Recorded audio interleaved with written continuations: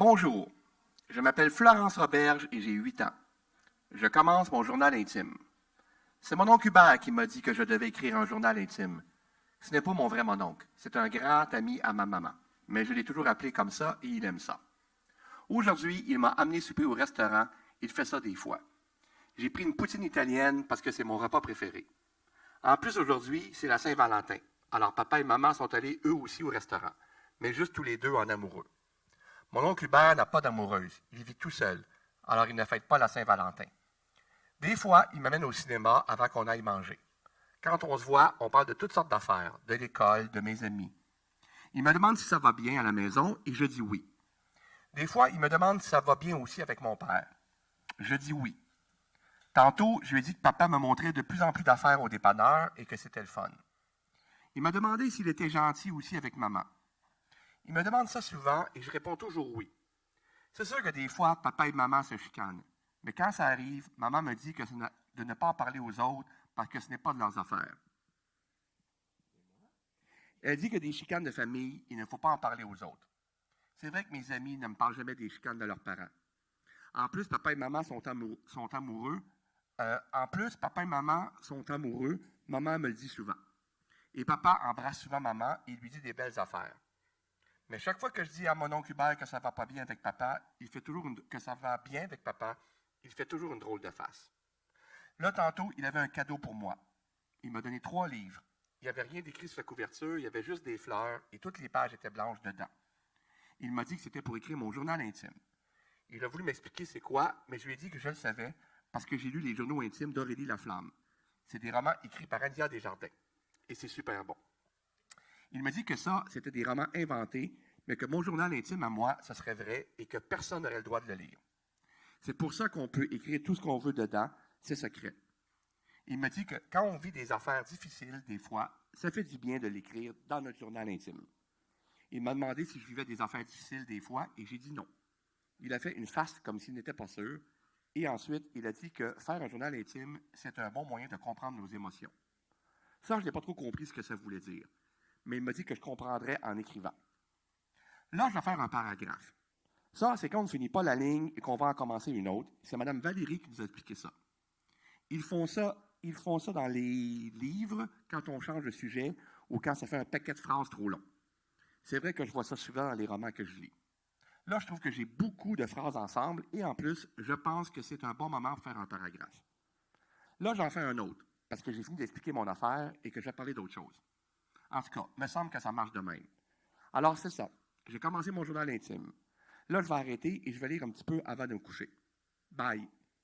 Je sais que personne ne va lire mon journal et que ça ne donne rien de dire bye parce que personne ne me lit, mais c'est pas grave, ça me tente. Bye. Voilà. Ça, c'est la partie que ça va bien. 57e édition donc, du Salon du Livre. J'ai le plaisir de m'entretenir avec Patrick Sénécal. Salut! Salut. Ça va bien? Ça va bien toi-même? Bien sûr. Ça fait longtemps qu'on n'a pas jasé. Oui, bien écoute, c'est notre rendez-vous annuel. Présente-toi toi aussi. Hein, notre rendez-vous annuel. Mon nom est François-Bernard Tremblay. Non, voilà. Et j'ai le plaisir de m'entretenir avec Patrick Sénécal. Voilà. Content d'être là? Oui. Là, j'ai fini mes tournées d'école. Là, c'est la partie qu'on peut relaxer un peu, avec toi en plus. Fait que tout va bien. C'était le fun parce que, bon, je vais dire un cliché que tout le monde a dit cette semaine, mais de ressortir de notre terrier et de recommencer à voir du monde un peu, de se revoir entre auteurs, ça fait du bien en tabac. Ça a manqué, hein? Oui. Puis je pense que je peux parler au nom de beaucoup d'auteurs en disant que la motivation les derniers temps était difficile. Ouais. Parce qu'à un moment donné, l'écrire, il faut que ça ait un sens aussi. Puis de revoir du monde, puis de revoir d'autres écrivains, puis de revoir des lecteurs, des lectrices. Moi, en tout cas, personnellement, ça me donne un boost qui me manquait dans les derniers mois. Sortir des livres sans rencontrer personne. Ben, c'est ça. Justement, on en parlait avec Michel tantôt. C'est ça. Je sais pas si c'est là, oui, là, Michel. Exactement. C'est un peu... Ouais. Là, je ne vais pas me plaindre parce qu'il y en a qui ont vécu la pandémie de façon bien pire que nous autres, là, mais quand même, c'est le fun. On en reparlera peut-être un peu tantôt. Ouais. Une belle lecture tout à l'heure, hein? Comme tu disais, ça a l'air... ça commence cute, c'est le bout qui va bien. C'est ça. Ça commence. Mais on sent déjà par l'intervention de l'oncle qu'il y a des affaires que l'oncle sait puis que la petite semble pas trop réaliser. Là. On sait que la situation va... Ça va pas si bien que ça à la maison. Oui, ça va... C'est ça. Il se passe des choses sans trop en dire, parce qu'on peut pas trop en dire non plus. Non. Mais on peut dire que 80% du roman est écrit sous la forme du journal intime de la petite. Parce que le roman commence une narration neutre où que la tante de la mère va à la maison pour voir sa soeur qui ne répond plus au téléphone. Fait qu'elle va voir, elle arrive à la maison, c'est tout en désordre, les parents ne sont pas là, il y a juste la petite Florence qui est là. Puis elle ne parle pas, elle ne veut pas parler, on dirait qu'elle boude. Puis elle dit, là, au papa, maman, elle ne veut pas parler, on appelle la police, puis là, on découvre le journal, puis voilà, c'est le journal. C'était quoi le défi, en gros? Est-ce que tu as été obligé, parce que tu te mets dans la peau, en fait, du point de vue d'une jeune fille de 8 ans, Florence, appelée Flo, d'où le titre du livre. Est-ce que tu as été obligé d'aller lire un peu, voir qu'est-ce qui s'était fait chez certains auteurs avant? Comment ça avait été abordé? Non, en fait, on a beaucoup lu je ne suis pas le premier qui écrit une narration sous la forme comme si c'était un enfant qui parlait. Je voulais pas... Il y a des romans que c'est très bien fait, cela dit, là, si on pense à La vie devant soi, par exemple, ou des trucs comme ça. Mais il y a certains romans, je trouve que c'est de la fausse maladresse quand les enfants écrivent. C'est qu'on fait comme si le style était maladroit, mais dans le fond, c'est flamboyant. Dans le fond, la maladresse devient un style hallucinant, puis finalement, l'auteur du monde qui écrit bien en tabarnouche. Moi, je voulais que ça soit vraiment écrit maladroitement. Je voulais vraiment que ça soit... qu'on sente le plus possible. Évidemment, ça ne peut pas être complètement... Même si au niveau des fautes et de la syntaxe, c'est Bon, indiqué ça, que c'est corrigé. Oui, au même, début, vous avez fait un choix. Là, nous avons corrigé les fautes d'orthographe pour que la lecture soit facile, parce que je ne voulais pas faire plein de fautes, sinon ça serait illisible, ça ne serait pas agréable. Mais tu sais, la syntaxe très simple, les répétitions, bon, tout ça, j'y tenais. Je ne voulais pas que ça soit faussement maladroit, je voulais que ça le soit pour vrai, pour qu'on s'attache à la petite. Je voulais vraiment puis que quand ça dérape, même si on est attaché à elle, on fait, mon Dieu, c'est une crise de folle. Je voulais qu'il soit trop tard, puis que là, on est quand même attaché à elle. Alors, c'était ça le gros défi, c'était d'y croire, même si on sait que c'est pas vrai. Tu es obligé de scraper de temps en temps ce que tu faisais pour venir changer de style au début. Oui. Le deuxième jet, j'ai lu le premier jet. J'ai jamais le premier jet à personne. J'ai eu le deuxième jet à ma blonde, qui est psychologue, puis qui a travaillé avec les enfants, puis elle m'a fait réaliser, des fois, je faisais des phrases genre, si je fais ça dans une semaine, elle dit, Patrick, les enfants, à 8 ans, ils ne se projettent pas dans une semaine ou dans 2 semaines. Là. Ils sont dans le moment présent. Là. Elle ne peut pas penser que si elle fait ça là, il va y avoir des conséquences plus tard. Ils ne sont pas rendus là. Sauf si à un moment donné, mais en général, non. Des fois, elle faisait trop d'interprétations aussi sur ce que les adultes pensaient d'elle. Ça aussi, elle dit, il ne va pas trop là-dedans parce que à 8 ans, tu ne peux pas analyser comme ça. C'est ça qu'elle dit, il fait une drôle de face. Il fait une drôle de face, à la limite, ça se peut, mais qu'est-ce que la drôle de face veut dire? L'enfant ne sait pas trop. Ouais. Fait que ce qui était le fun de ça, c'est que le lecteur comprend ce qui se passe, mais la petite ne le comprend pas. C'est ça. C'est comme là, on devine là, que ça ne va pas si bien dans la famille, mais on ne peut pas le dire, mais on le comprend juste par la réaction des autres. Fait que ça, c'était... ça a l'air, c'est facile, mal écrit, mais pas tant. Puis il y en a qui vont me dire, c'est un écart mal écrit, tu ne dois pas avoir trop de misère avec ça, ceux qui ne m'aiment pas, mettons. Mais ça n'a quand même pas été si simple que ça. Tu as le réflexe de ne pas mettre de répétition, tu as le réflexe de trouver des mots intéressants. Là, il fallait que je m'oblige à être le plus carré possible. Au niveau de la violence, justement, vu qu'on est du point de vue de la jeune fille, à un moment donné, on est dans le roman, comme je l'ai dit, sans trop vendre de punch, on est quand même chez Patrick Sénécal. Là, je pense qu'on peut parler que ça va trasher à un moment donné un peu aussi. Oui, c'est pas l'histoire d'une petite fille qui prépare à déjeuner à sa mère tous les matins. C'est pas ça.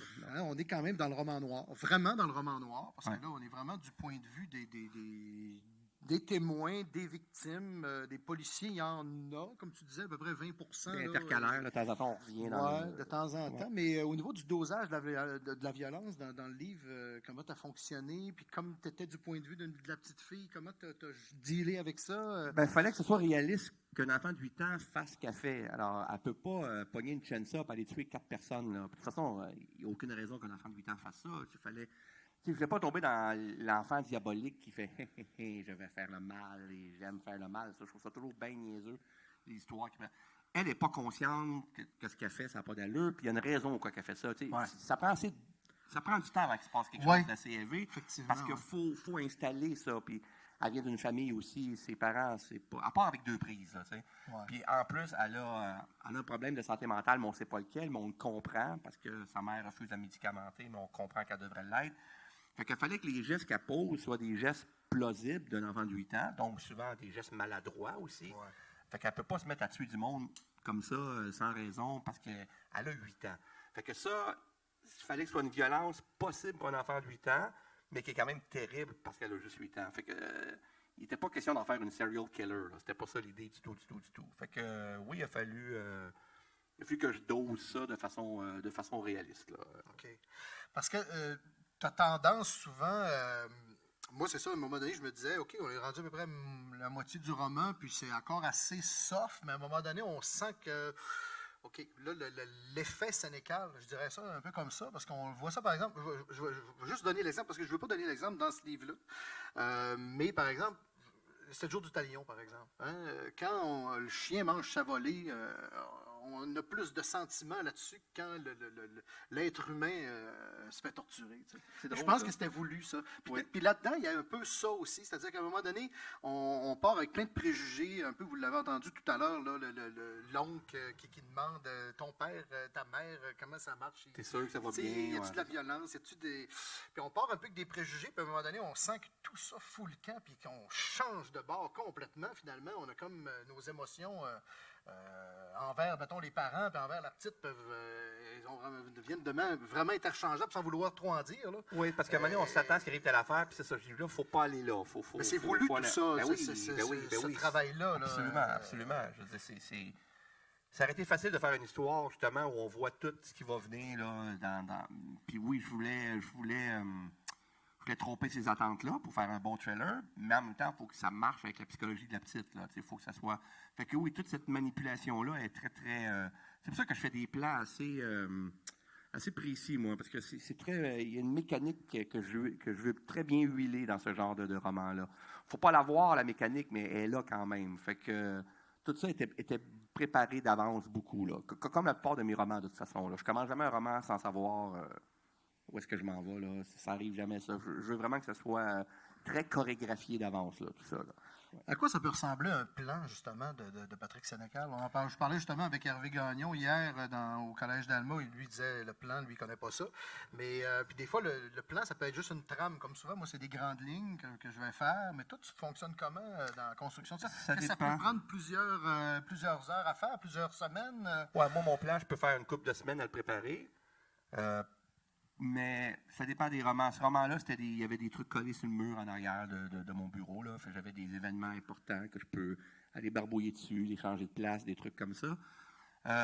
Pour celui que je suis en train de faire, tu vois, c'est vraiment un plan écrit à l'ordinateur. C'est la première fois que je fais ça parce que c'est tellement weird, le prochain roman que je fais, que j'avais besoin d'un plan vraiment très, très précis. Beaucoup plus précis que mes autres. Mais peut-être pas aussi précis que mes premiers romans où j'étais plus insécure. Je veux dire, 51-50 ou des hommes, mon premier roman, il y avait 25 pages, mon plan. Là. C'était vraiment très, très élaboré. C'était presque un résumé, en fait, de tout le livre. Un peu ce que Christine Brouillet fait aussi. Par exemple. Oui, c'est ça, exactement. Ouais. Puis, celui-là, c'était plus des événements importants. Là. C'est-à-dire, il va se passer ça, en gros. Mais comment je m'y rends, je me laisse une certaine latitude pour arriver à ces... Parce qu'il y en a qui me disent, un plan, tu es prisonnier d'un plan après. Je sais pas tout. Il y a des choses qui peuvent changer dans le plan. Là. Je sais pas, toi, c'est peut-être la même chose aussi. Absolument. On n'est pas prisonnier d'un plan. C'est beaucoup pour se rassurer, en fait. C'est beaucoup pour se dire, je m'en vais dans telle direction. Après ça, si j'arrive à l'événement dans le premier jet, puis le plan dit, il doit se passer ça. Ah non, ça me tente pas. Mais tant pis, c'est dans le plan. C'est niaiseux, là. Il n'y a personne qui fait ça, là. Fait qu'un plan est modulable, là. C'est pas... Mais la fin change rarement. Je me rappelle pas d'avoir fait un plan avec une fin prévue, puis que quand j'arrive à la fin de mon roman, que je change la fin. La fin, c'est ce que je pense le plus là, dans mes romans. Parce que tout ce que j'écris dans le roman, il faut que ça converge vers cette fin-là. Tout le but du roman, c'est d'arriver à ce dénouement-là. Fait que dans ce cas-là, ça n'a pas changé non plus. Même les 7 jours du talion, je me rappelle, ça finit par les 2 questions des journalistes. Pour chacune question, puis la réponse dans les 2 cas du personnage, c'est non. C'était prévu, là. La question, non. L'autre question, non. Je voulais que ça ferme. Et je me fais dire souvent que la fin des 7 jours du talion est super bonne parce qu'elle est totalement cohérente avec tout ce qu'il y a avant. Fait que ça, c'est très rare que la fin va changer. Sauf le roman que je suis en train de faire là est un peu différent des autres. C'est la première fois que j'ai une fin en ce moment, mais très floue. très flou. Ouais. Et ça, c'est la première fois que ça m'arrive. Mais avec le type de roman que je suis en train de faire, je pense que j'ai pas le choix. Fait que je t'en parlerai dans quelques mois, je vais peut-être le regretter. On va en reparler mais, tantôt sûrement, parce que j'avais une question là-dessus un peu. Ouais, mais un je sais peu pas plus si c'est tard, une là, bonne mais- idée. Peut-être que dans 3 mois, je vais faire Oh my God, je sais pas où je m'en vais. Ouais. Mais je sais où je m'en vais, mais la fin elle reste encore assez ouverte. Puis ça, c'est la première fois que je commence vraiment avec une fin aussi imprécise. On va voir ce que ça va donner. J'ai la chance, je ne sais pas si c'est une chance, on te voit passer de temps en temps ces réseaux sociaux, on va passer tes déclarations de temps en temps. Je me suis calmé. Oui, pas mal. Ah oui. Ben moins pire qu'avant. Avant, c'est épouvantable. Oui, à un moment donné, on prend ça à cœur un peu trop. Hein. Faut pas Beaucoup trop trop. s'investir, Moi, je ne veux pas embarquer dans non. la folie ambiante en ce Non. moment de Facebook. Fait que je me retire beaucoup. Je parle juste des films ou des Ouais. que j'aime ou que j'aime pas, des livres que j'aime ou que j'aime pas. Puis encore, ça ne vient pas tout le temps bien. Non, des fois, je parle des séries américaines. Si on s'en fout, c'est une série américaine. Puis il y en a qui prennent ça à cœur en tabarnouche. Puis là, non, moi, je veux plus faire de débats sociaux sur Facebook. Là. Je veux plus parler du mouvement woke, de ci, de ça. Non. C'est Mais je m'en allais, en fait, piège. C'est un piège. Tu peux pas avoir une vraie discussion sur Facebook sur des sujets délicats. C'est impossible. Non, C'est une suite de monologues où tout le monde veut montrer qu'il a raison. Ça devient hyper haineux. Et pourtant, quand tu parles à ces personnes-là en vrai, c'est méga soft. Les gens sont beaucoup plus nuancés en vrai que ces médias sociaux. Ouais. Mais je m'en allais pas là pour ça. Je m'en allais Non. pour dire que tu utilises maintenant les médias sociaux aussi, les réseaux sociaux, pour, par exemple, savoir qu'est-ce que ça fait un enfant de 8 ans. Ouais, j'utilise mes amis Facebook pour du cheap labor. Je fais mes recherches avec eux autres. Tu sais, par parce que exemple. je me sers d'eux autres. Non, mais je veux Ben, dire, pour les c'est- enfants, oui, c'est ça. Hein, c'est ça, c'est quelque chose quand même de relativement intéressant. Oui, je posais des questions, genre, moi, mes enfants sont rendus à 20 ans, là, fait que, là, je dis, qu'est-ce que ça écoute un enfant de 8 ans aujourd'hui comme musique ou à l'école, là, qu'est-ce qu'ils font comme jeu dans le cours de récréation, des affaires que je ne sais plus, là, tu sais. Non, c'est ça. Fait que je demande ça sur intéressant. Facebook, puis il y en a, le monde aime ça répondre à ça, Ben oui, surtout que tu as c'est plein de cool. réponses. J'ai plein de réponses, oui, puis... En même temps, si tu fais ça sur tes fanpages un peu aussi, ça permet de mettre ouais, je fais ça avec mes plus avec des amis. Mais... Oui, plus mon site d'amis que mon fanpage, parce que les fanpages, ça pourrait... Tout le monde dirait « Ah oui, qu'est-ce qui se passe dans ton roman? » Ah oui, puis là, ils me poseraient plein de questions, puis je ne veux pas trop en révéler. Alors qu'avec mes amis, là, ils répondent simplement, puis ça révèle rien. Ouais, Fait comme que par c'est cool. exemple le... Non, je peux pas dire ça. Ah. Comme, Tu vas dire un punch, c'est ça? non, mais comme le gun à clous, par exemple. Tu sais, Ah oui, c'est un autre de mes romans. Ouais, c'est ça. Dans, Ouais. il y aura des morts. Ouais, j'ai un gun à clous, qu'est-ce que j'avais demandé, donc... Bon, c'est ça. Comment on peut utiliser ça? Un gun à clous, ça peut-tu... ça traverse-tu beaucoup de choses, tu sais? Ouais. Bon, qu'est-ce que tu es en train de décrire, Sénécal, là? Fait que c'est le fun parce que quand on va passer ce genre de questions-là, on sait Ouais. déjà un peu des petites affaires. Tu sais, quand tu lis le roman, après, tu dis ah oui, j'ai répondu là-dessus. Moi. Quelqu'un qui va passer au cash avec un gun à clous dans le prochain Sénécal, ouais, c'est ça. C'est exactement ça.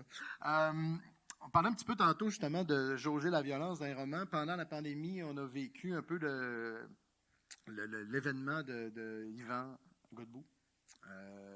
D'abord, je pense que tu t'es impliqué un peu là-dedans aussi. Par la parce force que- des choses, oui. Je le connais.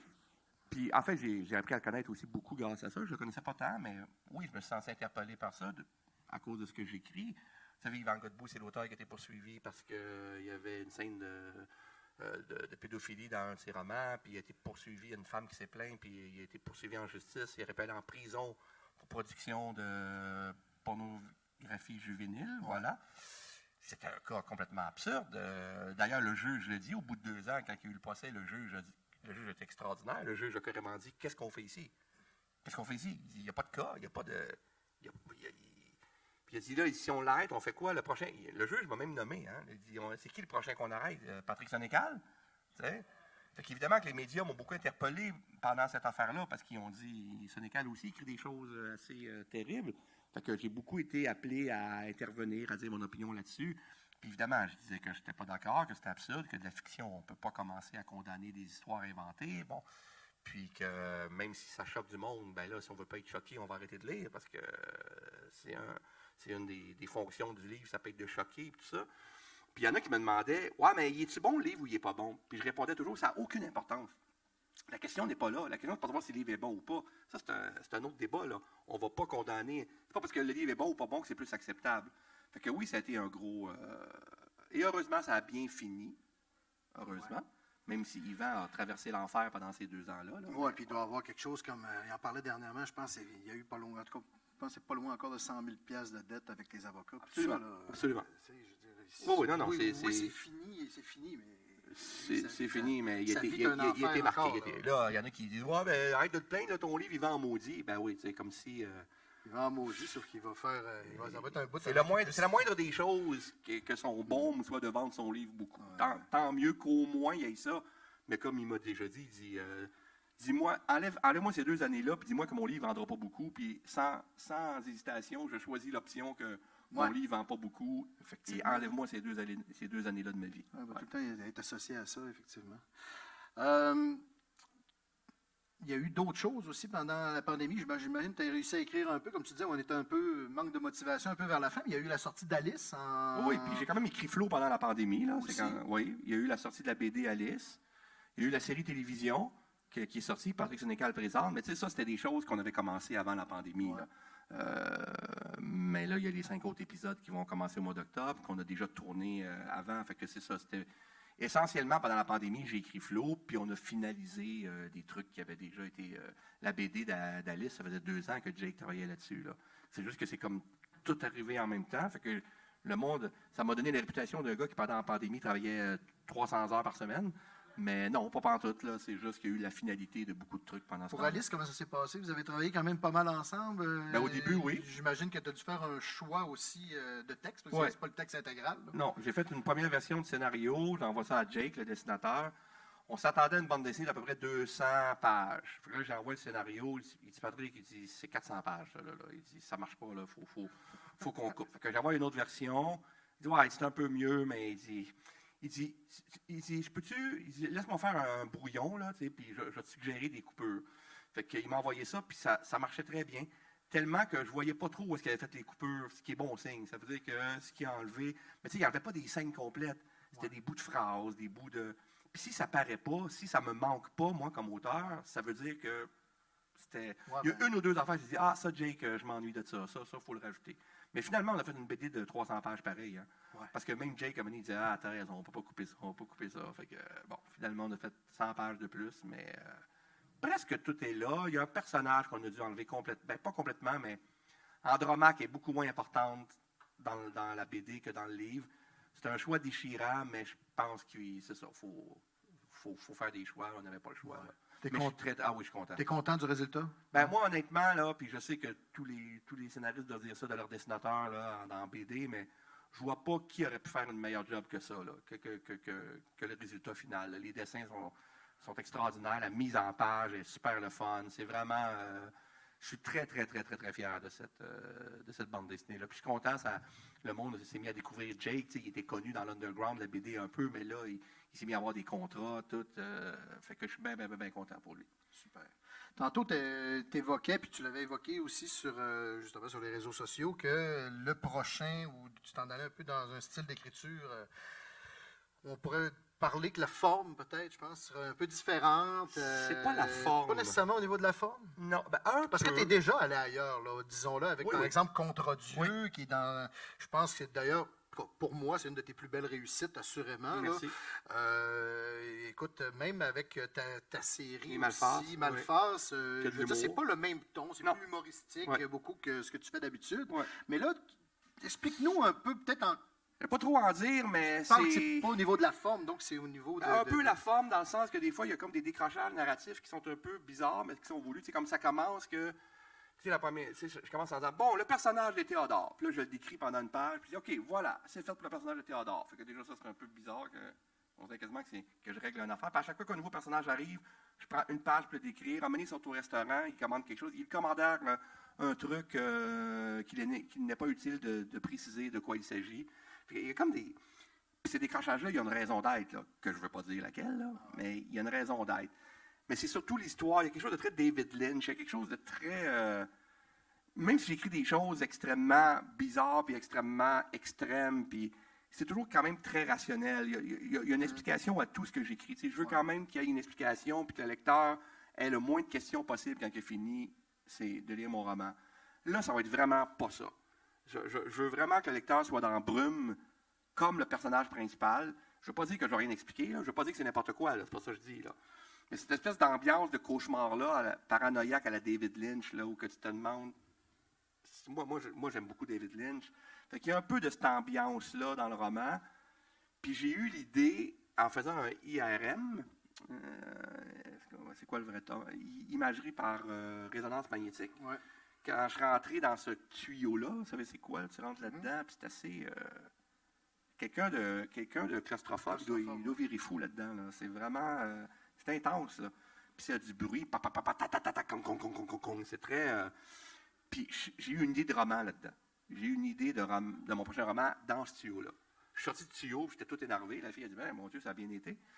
Puis le roman commence comme ça. Mon personnage, qui est un écrivain, va passer ce test-là, puis pendant qu'il est là-dedans, lui, il capote, lui, il paranoïde, là, puis il se met à halluciner parce qu'il est claustrophobe, puis il a l'impression qu'il y a quelqu'un qui grimpe sur lui dans le tuyau, il sent des mains qui grimpent dessus, tout ça. Ça, je suis assez content de cette scène-là, c'est assez fréquent. Puis quand il sort du tuyau, là, il est rassuré, il est content, il y a quelque chose qui a changé. La vie est plus pareille, les personnages sont bizarres, sa femme est un peu bizarre, sa fille, le monde dans la rue est weird. Il s'est passé quelque chose pendant qu'il était dans le tuyau. Ben écoute, on a... Mais très hâte. Mais je vous rassure que ça finit pas. Il va se réveiller dans le tuyau, puis ouf, j'en avais rêvé qu'à ça tout le long. Ça ne sera pas ça. On a bien hâte de ça. Écoute, Patrick, écoute, une demi-heure avec toi, regarde, ça passe tellement rapidement que c'est déjà fini. Écoute, c'est de la magie. Merci pour les gens qui pensent que Flo de Patrick Sénécal, que Patrick s'est assagi. Ben, pas du tout, je vous le dis. Pas du tout. Donc, donc, bonne lecture à tous. Donc, on lit Flo, on lit la BD, évidemment, d'Alice et aussi ta série à la télé. Exact. Que je vous invite à voir. Donc, merci beaucoup. Merci, mon cher. Merci beaucoup. Merci tout le monde.